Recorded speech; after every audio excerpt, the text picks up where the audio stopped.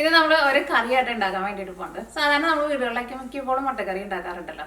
അപ്പോൾ ഇത് നമ്മൾ ഉണ്ടാക്കുന്നത് ഒരു മുട്ടക്കറിയാണ് ഉണ്ടാക്കുന്നത്. പക്ഷേ ഇതേപോലെ ചിലപ്പോൾ നിങ്ങൾ മുട്ടക്കറി ഉണ്ടാക്കിയിട്ടുണ്ടാവില്ല. ഇതേപോലെ നിങ്ങൾ മുട്ടക്കറി ഉണ്ടാക്കി നോക്കാം. ചപ്പാത്തിയുടെ കൂടെ, ചോറിൻ്റെ കൂടെ ഒക്കെ കഴിക്കാം, അതേപോലെ അപ്പത്തിൻ്റെ കൂടെ ഒക്കെ കഴിക്കാൻ വേണ്ടിയിട്ട് നല്ല ടേസ്റ്റ് ആയിരിക്കും. ഒരു പ്രത്യേക ഒരു ടേസ്റ്റ് ഉണ്ടാവും. അപ്പോൾ ട്രൈ ചെയ്ത് നോക്കാൻ വേണ്ടിയിട്ട് മറക്കരുത് കേട്ടോ.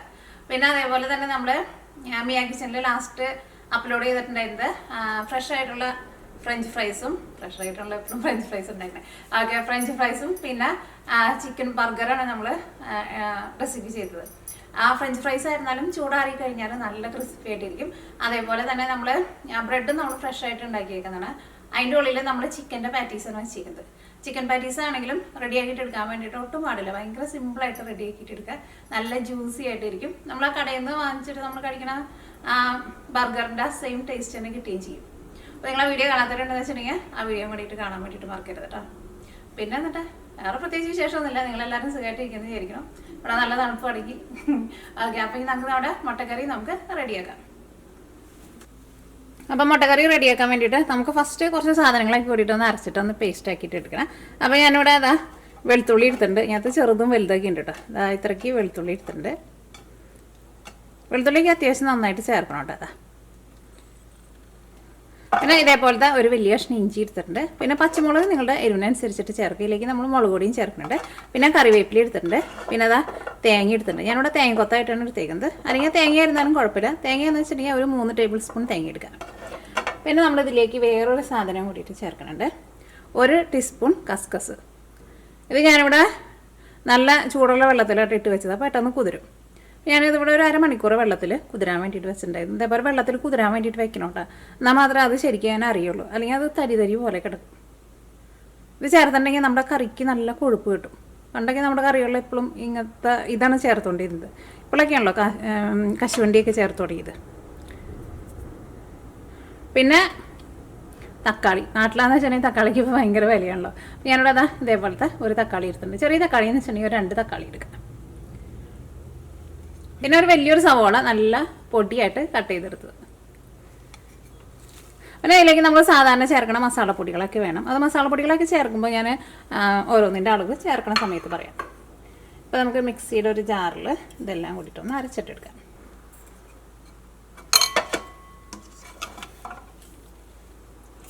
നാടൻ വെളുത്തുള്ളിക്ക് എന്ന് വെച്ചിട്ടുണ്ടെങ്കിൽ നമുക്ക് മുളത്തെ പടിയിടാം. അതേപോലെ തന്നെ ഇഞ്ചി ആയിരുന്നാലും ഒന്ന് ചെറുതാക്കിയിട്ട്. പിന്നെ പച്ചമുളക്, തേങ്ങക്കൊത്ത്, അല്ലെങ്കിൽ തേങ്ങ ചേർക്കട്ടെ.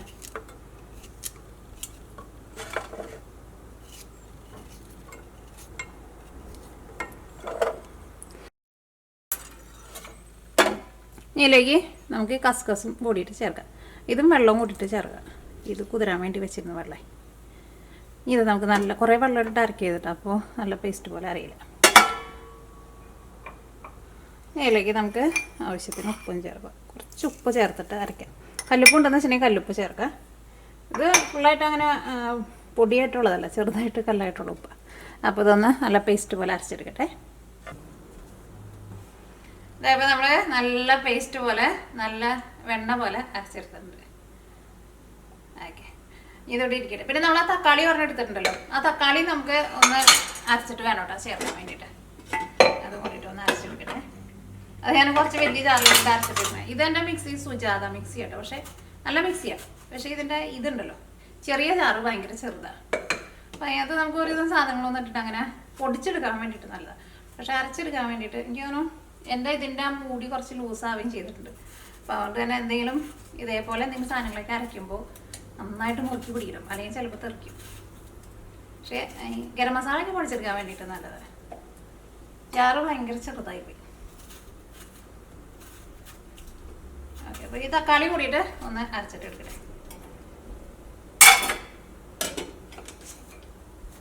അപ്പോൾ ഇത് നമ്മൾ കറി റെഡിയാക്കാൻ വേണ്ടിയിട്ട് പോവാണ്. നമ്മുടെ പാൻ നന്നായിട്ട് ചൂടായിട്ടുണ്ട്. അതിലേക്ക് നമുക്ക് ആവശ്യത്തിന് ഓയിൽ ഒഴിക്കാം. ഓയിൽ നന്നായിട്ട് ചൂടായിട്ടുണ്ട്. ഫസ്റ്റ് നമുക്ക് സവോള ഒന്ന് നന്നായിട്ടൊന്ന് മൊരിയിച്ചിട്ട് എടുക്കാം. വഴറ്റിയിട്ടല്ല കേട്ടോ എടുക്കേണ്ടത്, നന്നായിട്ട് മൊരിയണം.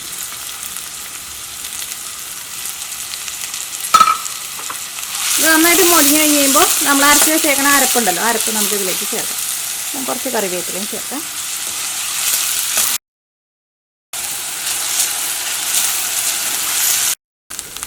ഇതേപോലെ നന്നായിട്ട് വഴറ്റിയെടുത്തിട്ടുണ്ട്. ഇതൊന്നും കൂടി ഒന്ന് മൊരിയണം കേട്ടോ. വഴറ്റിയെടുത്താൽ മതിയാവില്ല, നന്നായിട്ട് മൊരിയണം. കാരണം ഇതിലേക്ക് നമ്മൾ വേറെ കഷ്ണങ്ങളൊന്നും ചേർക്കണില്ലല്ലോ. അപ്പോൾ നമ്മുടെ ആ കറിയുടെ ആ ഗ്രേവിക്ക് നല്ലൊരു ടേസ്റ്റ് വേണമെന്ന് വെച്ചിട്ടുണ്ടെങ്കിൽ നമ്മുടെ സവോള നന്നായിട്ട് മൊരിയണം.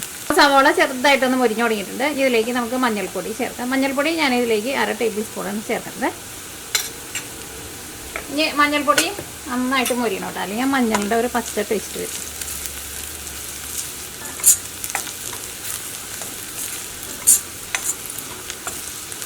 സവോള ആയിരുന്നാലും ഞാനിവിടെ ഒരു വലിയൊരു സവോളീനെ എടുത്തിട്ടുണ്ടായിരുന്നു. അപ്പോൾ ചെറിയ സവോളയെന്ന് വെച്ചിട്ടുണ്ടെങ്കിൽ നിങ്ങൾ 2 സവോള ചേർക്കണം കേട്ടോ. അപ്പോൾ നമ്മുടെ മഞ്ഞൾപ്പൊടി അതിനകത്ത് കിടന്നിട്ട് നന്നായിട്ട് മൊരിഞ്ഞിട്ടുണ്ട്. സവോള ആയിരുന്നാലും നന്നായിട്ട് മൊരിഞ്ഞ് വന്നിട്ടുണ്ട്. 1 ടേബിൾ സ്പൂൺ മല്ലിപ്പൊടിയാണ് ചേർത്തത്. കുറച്ചിട്ട് കഴിഞ്ഞപ്പോഴാണ് ഓർത്തത് റെക്കോർഡ് അമർത്തിയിട്ടില്ലല്ലോ. ഓക്കെ, അപ്പോൾ ഇനി മല്ലിപ്പൊടിയും നന്നായിട്ട് മൊരിയട്ടെ. ചെറിയ തീ നന്നായിട്ട് കുറച്ച് വയ്ക്കുക, കാരണം സവോളയിൽ വെള്ളമൊന്നും ഇല്ലല്ലോ. സവോള നല്ല മൊരിഞ്ഞിട്ട് ഇരിക്കുന്നത്. അപ്പോൾ പിന്നെ മസാലപ്പൊടികൾ ഇടുമ്പോൾ പെട്ടെന്ന് കരിയും. അപ്പോൾ നമ്മുടെ മഞ്ഞൾപ്പൊടി നന്നായിട്ട് മൊരിഞ്ഞിട്ടുണ്ട്. ഇനി ഇതിലേക്ക് നമുക്ക് മുളക് പൊടി ചേർക്കാം. മുളക് പൊടി ഞാൻ ഇതിലേക്ക് 1/2 ടേബിൾ സ്പൂണാണ് ചേർക്കുന്നത്. അല്ലെങ്കിൽ മുളക് പൊടി നിങ്ങളുടെ എരിവിനനുസരിച്ചിട്ട് ചേർത്തോട്ടോ. കാരണം നമ്മൾ പലരും എടുക്കുന്ന മുളക് പൊടിക്ക് പല എരിവായിരിക്കും. ഇത് ഞാൻ പല വീഡിയോയിലും പറയാറുണ്ട്. കാരണം ഞാനിത് നാട്ടിൽ നിന്ന് പൊടിച്ചു കൊണ്ടിട്ട് കുറച്ച് നാളായിട്ടുണ്ട്. അപ്പോൾ അതുകൊണ്ട് തന്നെ മുളക് പൊടിക്ക് ഇരുന്നിട്ട് എരിവ് കുറഞ്ഞിട്ടുണ്ട്. ഓക്കെ, അപ്പോൾ നമ്മുടെ മുളക് പൊടി ഇതിനകത്ത് കിടന്നിട്ട് നന്നായിട്ട് മുരിഞ്ഞിട്ടുണ്ട്. ഇതിലേക്ക് നമുക്ക് കുറച്ച് പെരിഞ്ചീരകം പൊടിച്ചതും ചേർക്കണം, പിന്നെ ഗരം മസാലയും ചേർക്കണം. അത് നമുക്ക് പിന്നെ ചേർക്കാം. ഇതിലേക്ക് നമ്മൾ അരച്ച് വെച്ചേക്കുന്ന നമ്മുടെ പേസ്റ്റ് ഉണ്ടല്ലോ, അത് ചേർക്കാം. അത് നല്ല വെണ്ണ പോലെ അരച്ചിട്ടെടുക്കുക. അത് നോക്കിക്കേ, അരച്ചെടുത്ത് നോക്കിക്കേ. കാരണം കുറേ വെള്ളം ഒഴിച്ചിട്ട് അരച്ചിട്ടുണ്ടെന്ന് വെച്ചിട്ടുണ്ടെങ്കിൽ നമ്മുടെ ഈ കസ്കസൊന്നും നമുക്ക് അരഞ്ഞ് കിട്ടില്ല കേട്ടോ. ഇനി നമുക്ക് ഇതിനകത്ത് കുറച്ച് വെള്ളം ഒഴിച്ചിട്ട് കുറച്ച് വെള്ളം കൂടി ചേർക്കാം. കാരണം പിന്നെ നമ്മുടെ കറിക്ക് കുറച്ച് ചാറും വേണമല്ലോ.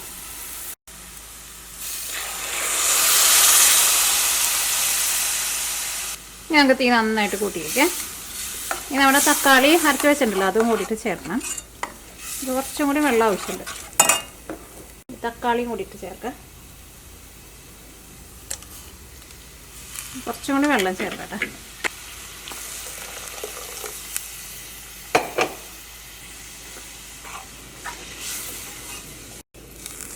കാരണം തുടക്കത്തിൽ കുറച്ച് നന്നായിട്ടൊരു ചാറ് വേണം. കാരണം ഈ കറി നമ്മൾ അത്യാവശ്യം നന്നായിട്ടൊന്ന് തിളപ്പിച്ച് ഇങ്ങനത്തെ ഓയിലൊക്കെ ഒന്ന് തെളിഞ്ഞ് വരണം. അപ്പോഴായിരിക്കും നമ്മൾ ആ പച്ചയ്ക്ക് അരച്ച് ചേർത്തേക്കണ മസാലയൊക്കെ ആയിരുന്നാലും നന്നായിട്ട് വെന്ത് നമ്മുടെ കറിക്ക് ടേസ്റ്റ് കിട്ടുക. നമ്മുടെ കറിയിലേക്ക് ആവശ്യത്തിന് ഉപ്പ് ചേർക്കുക.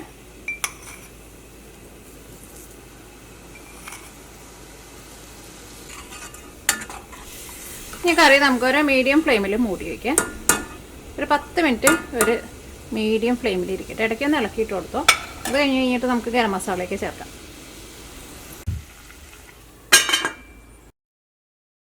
അപ്പോൾ ഞാനിവിടെ 1 ടീസ്പൂൺ പെരിഞ്ചീരകം നന്നായിട്ട് പൊടിച്ചിട്ട് നല്ല ഫ്രഷായിട്ട് കറിയിലേക്ക് ചേർക്കാം. നന്നായിട്ടൊന്ന് ചൂടാക്കിയിട്ട് പൊടിച്ചാൽ മതി. അപ്പോൾ നല്ല മണം ഉണ്ടാവുകയും ചെയ്യും, പെട്ടെന്ന് പൊടിഞ്ഞ് കിട്ടുകയും ചെയ്യും. അല്ലെങ്കിൽ മിക്സിയുടെ ചെറിയ ജാറിൽ വെച്ചിട്ട് പൊടിച്ചിട്ട് എടുക്കാം. പക്ഷേ 1 ടീസ്പൂണൊക്കെ ആകുമ്പോൾ നമുക്ക് മിക്സിയിലിട്ട് പൊടിച്ചെടുക്കാൻ വേണ്ടിയിട്ട് പറ്റില്ലല്ലോ. അപ്പോൾ നിങ്ങൾ കുറച്ച് കൂടുതലായിട്ട് പൊടിച്ച് വയ്ക്കുക. നല്ല മണം വരുന്നുണ്ട്.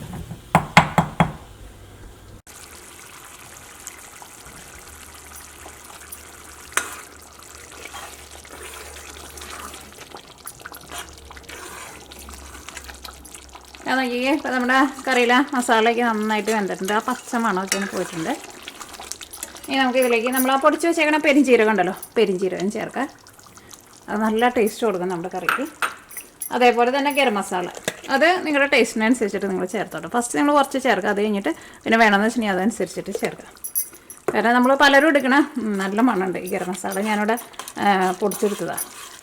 കാരണം നമ്മൾ പലരും എടുക്കണ ഗരം മസാലയ്ക്ക് പല ടേസ്റ്റായിരിക്കും.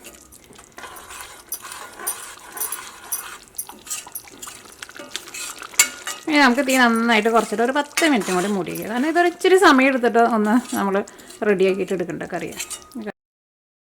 ഇനി അടുത്തത് നമ്മൾ കറിയിലേക്ക് മുട്ട നമ്മൾ പുഴുങ്ങിയിട്ടല്ല ചേർക്കുന്നത്, ജസ്റ്റ് മുട്ട ഒന്ന് ഉടച്ചിട്ട് നമുക്ക് കറിയിലേക്ക് ചേർക്കാം.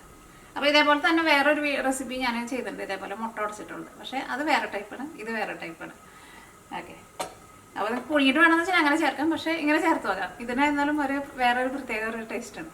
പിന്നെ നമുക്ക് മുട്ട പുഴുങ്ങാനോ നിൽക്കേണ്ട ആവശ്യമൊന്നുമില്ല. നല്ല ചൂടുള്ള ഗ്രേവിയിലേക്ക് മുട്ടയും കൊണ്ട് ഇട്ടിട്ടുണ്ടെന്ന് വെച്ചിട്ടുണ്ടെങ്കിൽ ഒന്ന് മൂടി വെച്ചിട്ടുണ്ടെങ്കിൽ അപ്പോൾ തന്നെ നമുക്ക് വെന്ത് കിട്ടുകയും ചെയ്യും.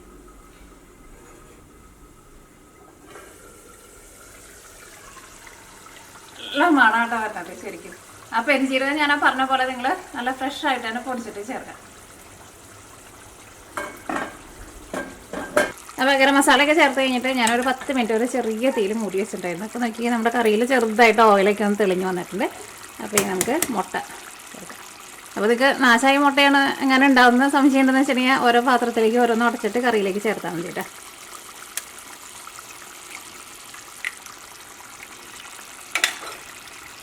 മുട്ട എത്ര വേണമെന്ന് വെച്ചിട്ടുണ്ടെങ്കിൽ എനിക്കുള്ള ഇഷ്ടത്തിനനുസരിച്ചിട്ട് ചേർക്കാം. ഞാനിതിലേക്ക് 3 മുട്ടയും ചേർക്കുന്നത്. അങ്ങനെ തന്നെ തീ നന്നായിട്ട് കുറച്ചിട്ട് ഒരു ഇച്ചിരി നേരം കൂടി ഒന്ന് മൂടി വയ്ക്കുക. കാരണം ആ മുട്ട നമുക്കൊന്ന് വെന്ത് കിട്ടണം, പെട്ടെന്ന് വേവും.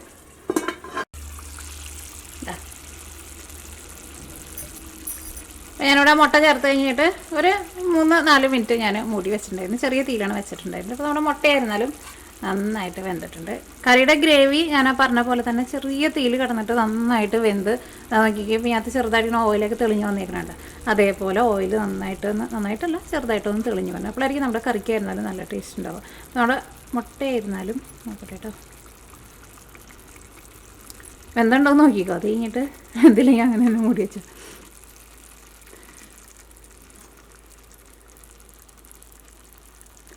മുട്ട ഒന്നും കൂടി വേവാനുണ്ട് കേട്ടോ, വെന്തിട്ടില്ല. കുറച്ച് കറിയുടെ ചാറ് ചൂടോട് കൂടിയിട്ട് എൻ്റെ മുകളിലേക്ക് ഒഴിച്ച് കൊടുത്താൽ പെട്ടെന്ന് വെന്തോളും. ഒന്നും കൂടി മൂടിയിട്ട് കേട്ടോ, കാരണം വേവാണ്ട് മുട്ട അനക്കരുത് കേട്ടോ. മുട്ട ആകെ പൊട്ടി കറിയിലെല്ലാം എടുത്താവും. ഞാൻ നോക്കിക്കേ, നമ്മുടെ മുട്ടയായിരുന്നാലും നന്നായിട്ട് വെന്തിട്ടുണ്ട്.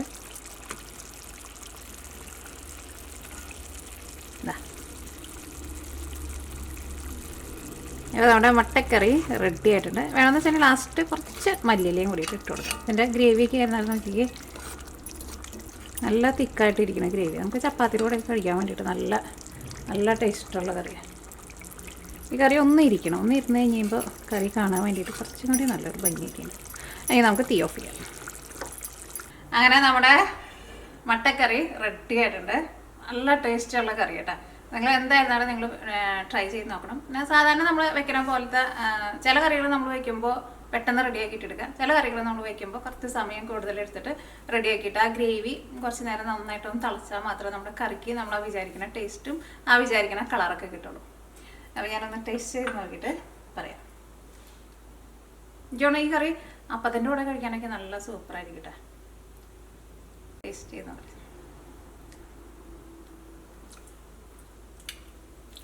അടിപൊളി ടേസ്റ്റാണ്. അപ്പോൾ നിങ്ങൾ ട്രൈ ചെയ്ത് നോക്കാം. നല്ല പെരിഞ്ജീരകത്തിൻ്റെ ഒക്കെ നല്ലൊരു ടേസ്റ്റ് ഉണ്ട്. ഒരു വെറൈറ്റി ആയിട്ടുള്ള ഒരു ടേസ്റ്റാണ്. എന്തായിരുന്നാലും നിങ്ങൾക്ക് നല്ല ഇഷ്ടമാവും. അപ്പോൾ ട്രൈ ചെയ്ത് നോക്കണം. ട്രൈ ചെയ്ത് നോക്കിയിട്ട് ഫീഡ്ബാക്ക് പറയാൻ വേണ്ടിയിട്ട് മറക്കരുത്. ഞാൻ ആ പറഞ്ഞ പോലെയൊക്കെ തന്നെ ചെയ്യണം കേട്ടോ. കുറച്ച് സമയം കൂടുതൽ എടുത്തിട്ട് വേണം റെഡിയാക്കിയിട്ട് എടുക്കാൻ വേണ്ടിയിട്ട്. അതിന് വേണ്ടിയിട്ട് നമുക്ക് കുറേ നേരം ഇട്ടിട്ട് ഗ്യാസൊന്നും കത്തിക്കേണ്ട ആവശ്യമൊന്നുമില്ല. പക്ഷേ എപ്പോഴും ഈ കറി ഉണ്ടാക്കുമ്പോൾ ഒരു സ്ലോ കുക്കിങ്ങിൽ വേണം, സ്ലോ തീയിൽ വേണം നമ്മൾ ചെയ്യാൻ വേണ്ടിയിട്ട്. സ്ലോ കുക്കായിട്ട് ചെയ്താൽ മാത്രമേ ഇതിന് ടേസ്റ്റ് ഉണ്ടാവുള്ളൂ. പിന്നെ ഞാൻ ഇന്ന് പോയിട്ട് കോഴിനെ അയച്ചിട്ടിട്ടില്ല, അല്ലെങ്കിൽ രാവിലെ പോയിട്ട് ഞാൻ അയച്ചിട്ടാറുണ്ട്. ഇപ്പോൾ ആ കുറുക്കൻ്റെ പോലത്തെ സാധനം ഉണ്ടല്ലോ, അത് പറഞ്ഞാലും കോഴീനെ ഇപ്പോൾ അയച്ചിടാൻ വേണ്ടി സത്യം പറഞ്ഞാൽ പേടിയാണ്. കാരണം ഇന്നലെയും കുറേ ലേറ്റായിട്ടാണ് അയച്ചിട്ടത്. ഇന്നലെ ഞാൻ ബർഗർ ഉണ്ടാക്കാൻ വേണ്ടിയിട്ട് പുറത്തിറങ്ങിയപ്പോൾ അയച്ചിട്ടേന്ന് പറഞ്ഞില്ലേ. അയച്ചിട്ടുണ്ടെങ്കിൽ ആരെങ്കിലും അവിടെ നോക്കി നിൽക്കണം, അല്ലെങ്കിൽ ഇടയ്ക്കിടയ്ക്ക് നോക്കണം അവരോട് ഉണ്ടോ എന്നുള്ളത്. അല്ലെങ്കിൽ ചിലപ്പോൾ അങ്ങോട്ട് പോകും. ഞാൻ പോയിട്ട് കോഴീനൊക്കെ നോക്കിയിട്ട് തരട്ടെ. എല്ലാവരും തണുപ്പത്ത് അവിടെ ഇരിക്കുക. ഇന്ന് ഭയങ്കര തണുപ്പാട്ടാ.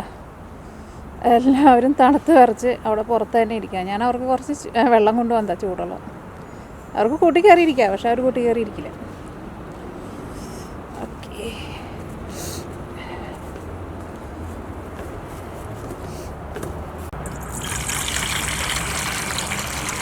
കുടിച്ചോ.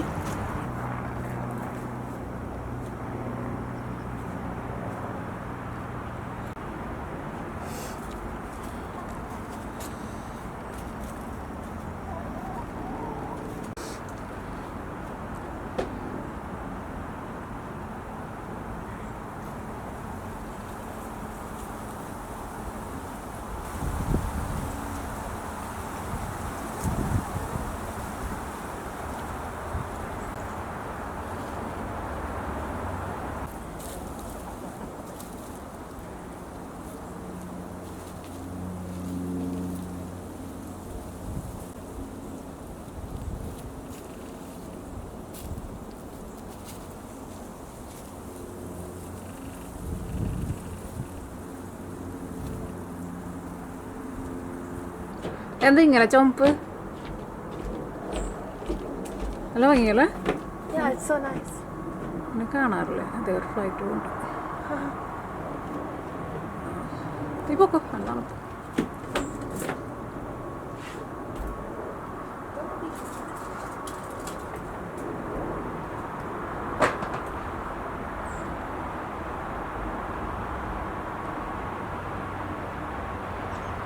ഇപ്പോൾ ഇവിടെ സമയം വൈകിട്ട് 4:30 ആവാറായിട്ടുണ്ട് കേട്ടോ. 4:15 ഞാൻ കോഴിക്കോട് അടയ്ക്കാൻ വേണ്ടിയിട്ട് പുറത്തേക്ക് ഇറങ്ങിയത്. അപ്പോൾ നോക്കി കഴിയുമ്പോൾ നല്ല രസം, ആകാശം കാണാൻ വേണ്ടിയിട്ട് നല്ല ചുമന്നിരിക്കണം. ഇവിടെ തണുപ്പ് തുടങ്ങിയേക്കണത് കൊണ്ട് തന്നെ ഞാൻ പറഞ്ഞില്ലേ നേരത്തെ ഇരുട്ടാവും എന്ന് പറഞ്ഞില്ലേ, ഒരു 10 മിനിറ്റ് കൂടി കഴിഞ്ഞ് കഴിയുമ്പോൾ നല്ല ഇരുട്ടാവും. പക്ഷെ നല്ല രസമുണ്ട് കേട്ടോ ആകാശം കാണാൻ വേണ്ടിയിട്ട്. അത് കുറച്ച് സ്ഥലത്ത് മാത്രമേ ഉള്ളൂ ആ കളറ്, ഇങ്ങോട്ടേക്ക് ആ കളറില്ല. അവിടെ നല്ല ചുമപ്പ്.